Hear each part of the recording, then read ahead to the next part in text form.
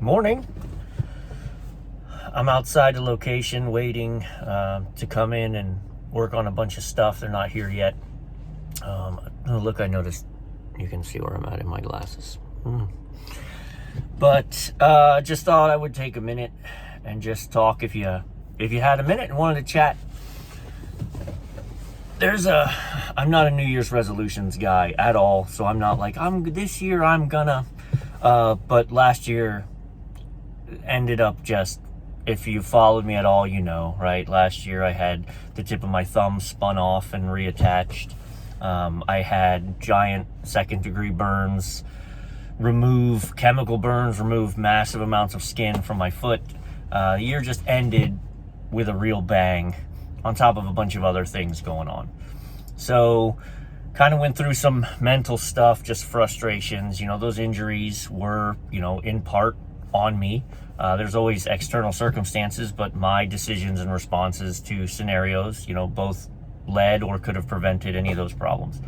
And so I was really beating myself up hard, and really the more realization was this: I'm 44 years old, and so far, according to me, my superpower in life has just been that I'm resilient. You can't stop me. I was in the furniture world for forever. We ran a massively high volume furniture warehouse, that was supposed to deliver 3 trucks, and we delivered 5, and we just shattered all sense of what can be done. They just mercilessly kept bringing challenges, and we just didn't know how to fail. Similarly in this, I certainly know how to fail doing this, but the default for me, because I live in my brand's bubble, right? I mean, we own Zaxby's and Dairy Queens. I know those equipments very well. I'm very comfortable with them. Over the phone, people can tell me what's going on with this fryer, and I can, the default is walk in, solve the problem quickly, be the hero, walk out. And through Q4 last year, with my injuries and my just absolute inability to respond to calls, and then getting into a few scenarios that were out of my norm that really did challenge me, I had a lot of mental struggles, and I felt like I lost my superpower, right? So what I found out after had a good run, 43 and a half years of doing really stupid things all the time, and never hospitalized, never, nothing broken, nothing, anything, right? Like, I'm invincible. And then, no, I'm not. So I felt like I lost my superpower, and I used that superpower in my head, right? I get it, to mask all the things I wasn't good at. There's a giant level of administration I'm not good at. There's a reason I have an administrator who runs the paperwork and accounting side of this company, because you don't want me doing it. I know that's my weakness, but I cover it up with my strengths, and I felt like my strength was removed. And I was talking to a great friend of mine who did the furniture thing with me, and he's similar in age and going through a lot of the same things. And, we established this, that you didn't lose your superpower, right? You did. I'm not invincible. I'm not unstoppable. I can be stopped, right? It used to be like, I don't know how to fail. Yeah, I can be stopped now. So I have to convert that superpower into becoming an older, wiser person who looks at a scenario and steps back for a minute, makes the right decision, diagnoses it properly, repairs it properly, and moves on to the next thing.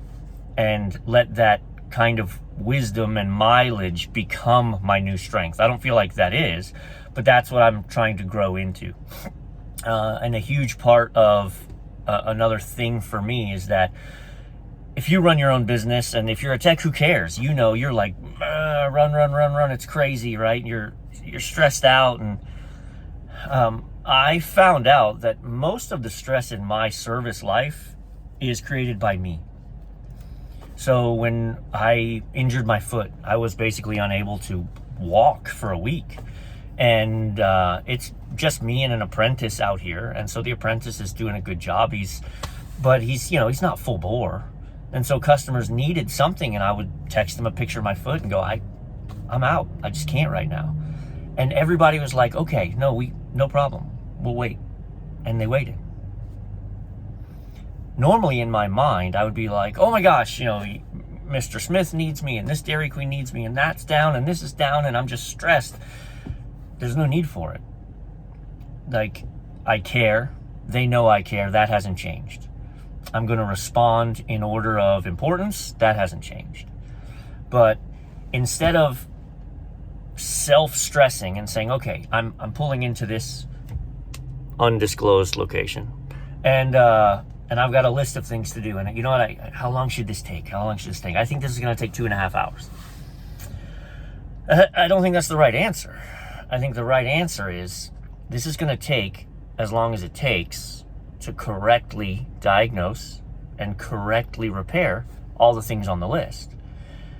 I've picked an arbitrary time based on my forecasting, right? I've looked at how long has this kind of thing taken in the past. And if I say, okay, this reach-in cooler, this should only take an hour. But then it turns out that it's something else and it takes me 2 hours, I'm a failure. Because I set a timeline based on nothing.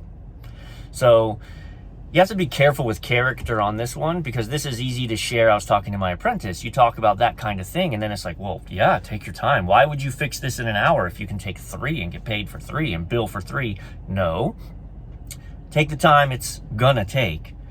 Still be diligent, still be just, still be efficient. But, I'm not going to self-impose times. That just looks funny, doesn't it? I'm not going to self-impose times on how long this is going to take. I'm going to show up with a clear mind, and it'll take the time it takes. And already I can tell you, just after doing it like this for a week, I'm so much more at peace. I'm still accomplishing a lot of things. I'm still serving just as well, but I'm just not stressing it. Which is just burnout. I was so close to burnout, you just don't know. And then facing my physical inabilities. So, look, I don't share that because I need anything. I'm not looking for you guys or encouragement or, hey, it'll be okay. I've done that soul searching for the last 2 months. I know. I'm really sharing it so you guys can see the journey, in case, I'm not the only one who has feelings, I think. Even though I pretend not to have feelings, they're here, and faced with service call failure and physical failure, all the questions and the voices happen, and this is what I've brought out of it through great friends of mine, and a lot of time kind of meditating on it and seeking wisdom. And so I just thought, I'm sitting here waiting anyway. I can scroll through Instagram on my phone and watch people blow their hands off with fireworks, or we could chat for a minute. So sorry to take up almost 9 minutes. That's too long of a video, but love you guys, appreciate it. And I'm about to fire off a whole bunch of little videos in here because it's a laundry list. So see you shortly.